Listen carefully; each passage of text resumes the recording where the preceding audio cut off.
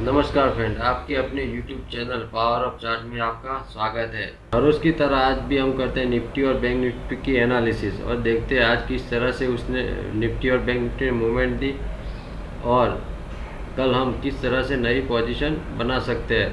तो चलो चलते हैं सीधे चार्ट पे। तो चलो देखते हैं निफ्टी का चार्ट। कल हमने किस तरह से प्लान किया था वो पहले देखते हैं। तो पहले करते हैं हम निफ्टी की एनालिसिस। निफ्टी आज ओपन हुआ 50,855 रुपीज़ के आसपास और उसने वहाँ से हाई लगाया 50,884 का और आज का लो है 50,683 रुपीज़। काफ़ी अच्छा फॉल हमें दिखाई दिया। और कल देखते हैं हमने कल क्या एनालिसिस की थी और आज किस तरह से हमारे ट्रेड एग्जीक्यूटिव हुए। चलो चलते हैं 50 मिनट के चार्ट पे। कल हमने कहा था कि निफ्टी को अगर हमें बाय करना है तो 15,920 के ऊपर ही हम नई बाइंग की पोजीशन बना सकते हैं। उस हिसाब से आज हमारा बाइंग का ट्रेड एग्जीक्यूटिव ही नहीं हुआ और सेल करने के लिए हमने 15,800 का लेवल दिया हुआ था, उसके नीचे हम सेल कर सकते थे। और लेकिन तो निफ्टी एक कम्प्लीटली एक रेंज में ही ट्रेड कर रहा है और उसका लो बॉटम है 15,600 के आसपास और उसका टॉप बना है 50,900 के आसपास। इस दौरान निफ्टी में बड़े टारगेट एक्सेप्ट करना गलत बात होगी। निफ्टी को अगर अच्छी मूवमेंट देनी है तो ऊपर की साइड 15,900 से 60,000 तक के ऊपर की क्लोजिंग हमें चाहिए, तब हमें निफ्टी में आगे एक बड़ी मूवमेंट मिल सकती है। और नीचे की साइड अगर निफ्टी 50,500 के नीचे एक दिन क्लोजिंग देता है तभी उसमें सेलिंग की बड़ी पोजीशन हम बना सकते हैं, वरना हमें छोटे छोटे ट्रेड से ही अपना काम चलाना पड़ेगा। हम निफ्टी में किस तरह की पोजीशन बना सकते हैं और किस तरफ वो मूवमेंट देगी। अभी अगर कल निफ्टी इसी रेंज में कहीं ओपन होता है, जो लेवल है 50,750 से लेकर 50,700 तक, और सुबह के सेशन में ही अगर 50,680 को अगर निफ्टी ब्रेक करता है तो हम 60,680 के नीचे एक सेलिंग की पोजीशन बना सकते हैं, जो हमें लेके जाएगी। पहला टारगेट रहेगा हमारा 60,650 और 60,630। इस टारगेट के लिए हम उसे सेल कर सकते हैं, लेकिन वो किस साइड जाएगी वो हमारे हाथ में नहीं है। तो हमें निफ्टी में दोनों तरफ के व्यू बना के रखना पड़ेगा। बाइंग के साइड अगर हम देखें तो निफ्टी को सुबह अगर इसी लेवल के आसपास कहीं पे होल्ड कर देता है 750 के नीचे और उसके बाद एक ब्रेकआउट देता है 50,750 को क्रॉस करके 5 मिनट की कैंडल ऊपर क्रॉस रहती है, तो हमें ये टारगेट दिखाई देंगे। जो हमारा पहला टारगेट है 50,775 और 50,800। उसके बाद हमें निफ्टी किस तरह से मूवमेंट कर रहा है वो देखना पड़ेगा। तो निफ्टी में अगर कोई पोजीशन बनानी है तो हम इस तरह से पोजीशन बना सकते हैं। तो आगे हम देखते हैं बैंक निफ्टी में हम किस तरह से ट्रेड कर सकते हैं और किस तरह से आज मूवमेंट बैंक निफ्टी ने की है।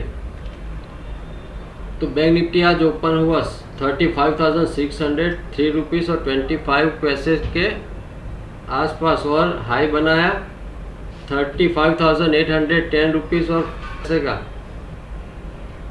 और लो बनाया 35,138 रुपीज़ और 60 पैसे का। हाई से हमें 600 पॉइंट की आज उसमें गिरावट दिखाई दी। और देखते हैं हमने कल क्या प्लान किया था और आज इंट्राडे में किस तरह से बैंक निफ्टी ने मूवमेंट दी। बैंक निफ्टी का इंट्राडे चार्ट देखें तो हमें पता चलता है कि बैंक निफ्टी आज गैप डाउन ओपन हुआ।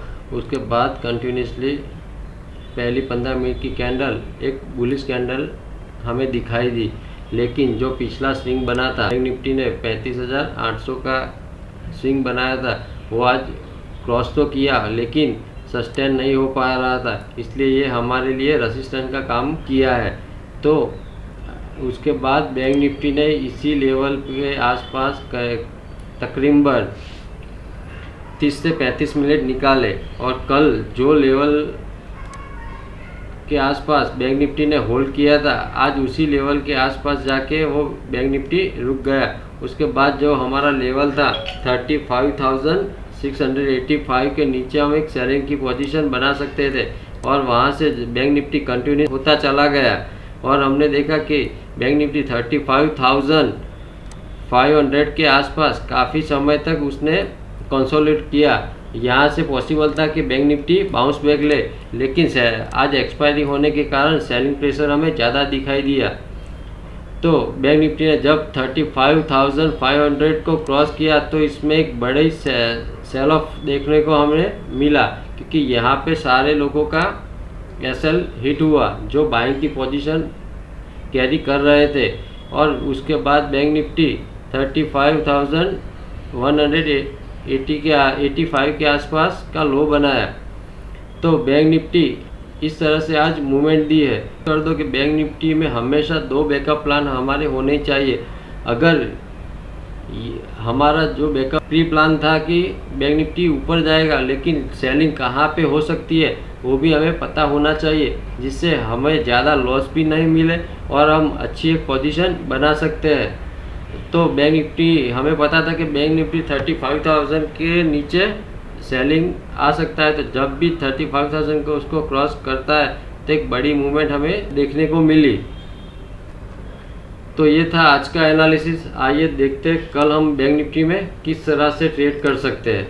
अगर आज की मूवमेंट को देख के लगता है कि बैंक निफ्टी कल इसी रेंज के आसपास सपोज ओपन होता है, वो रेंज है 35,100 से लेकर 35,280 के आसपास कहीं भी ओपन होता है तो हमें पहले इंतज़ार करना पड़ेगा। अगर पहली मूवमेंट में बैंक निफ्टी इसका लो ब्रेक करता है और 5 मिनट की कैंडल इसके नीचे क्लोज देती है तो हमें एक सेलिंग की पोजीशन बना सकते हैं। हमें 35,100 के नीचे हम सेल कर सकते हैं, जो हमें हमारा टारगेट रहेगा 35,000 और 34,950 वो हमारा पहला टारगेट बन सकता है। अगर बैंक निफ्टी नीचे ब्रेक ना करे और ऊपर जाए तो ऊपर हमें थोड़ा इंतज़ार करना पड़ेगा कि बैंक निफ्टी जब 35,500 के ऊपर ही हम एक नई अब बाइंग की पोजीशन बनाएंगे, तब तक rise on sale bank Nifty में हमें देखने को मिलेगा। और अगर बैंक निफ्टी 35,900 के नीचे अगर क्लोज देता है कल, तो हमें बड़ा सेल ऑफ देखने को मिलेगा मार्केट में, जो बैंक निफ्टी को 34,200 और 34,000 तक लेके जा सकता है। तो बैंक निफ्टी में नज़र बना के रखिए। निफ्टी बैंक निफ्टी की एनालिसिस के बाद हम देखते हैं स्टॉक की एनालिसिस। इसमें हमने सिलेक्ट किया है आज एल&टी को हम देखें तो काफ़ी लंबे समय से एक कंसोलिडेटेड जोन में है। एल&टी का शॉर्ट टर्म ट्रेंड देखें तो कंटिन्यूसली वो बुलिश ट्रेंड में है। उसके बाद एक रिट्रेसमेंट दिया, लेकिन रिट्रेसमेंट देने के बाद वो पिछले हाई को क्रॉस नहीं कर पाया और एल&टी के लिए 1600 का लेवल बहुत इंपॉर्टेंट रेजिस्टेंस है, जो आगे भी वो पार नहीं कर पाया है। ये एक हाई बनाया और ये दूसरा हाई बनाया, तो हम देखें तो lower high to high trade कर रहा है। और कल उसने एक अच्छी कैंडल तो दी थी, पर लेकिन आज ओपन होने के साथ एक फॉल हमें देखने को मिला। अगर कल एल&टी 1500 के लेवल को डाउन साइड में क्रॉस करता है और 15 मिनट की कैंडल उसके नीचे क्लोज देती है, तो एल&टी में हम 1450 और 1400 के टारगेट हम एक्सपेक्ट कर सकते हैं। अगर कल एल&टी नीचे क्रॉस नहीं करता और ये स्विंग जो बनाया है जो 1525 के ऊपर, तो हमें एक अपर साइड की मूवमेंट देखने को मिलेगी, जो एल&टी को 1600 के टारगेट के लिए हम उसमें पोजीशन बना सकते हैं। तो एल&टी में नज़र बना के रखिए कि वो किस साइड ब्रेक करता है। नेक्स्ट स्टॉक देखते हैं हम आइसर मोटर की हमने पहले भी एनालिसिस की थी। आइसर मोटर ये स्विंग क्रॉस अभी तक नहीं कर पाया है। अगर आइसर मोटर 2750 को क्रॉस करके अगर एक बुलिश कैंडल उसके ऊपर क्लोज रहती है तो हमें कल आइसर मोटर में एक अच्छी बड़ी मूवमेंट की एक्सपेक्टेशन है। और आइसर मोटर में अभी तो आइसर मोटर काफ़ी दिनों से इसी रेंज में ट्रेड कर रहा है, तो आइसर मोटर में अपनी नज़र बना के रखिए, ये हमें एक अच्छा बाइंग कैंडिडेट दिख रहा है।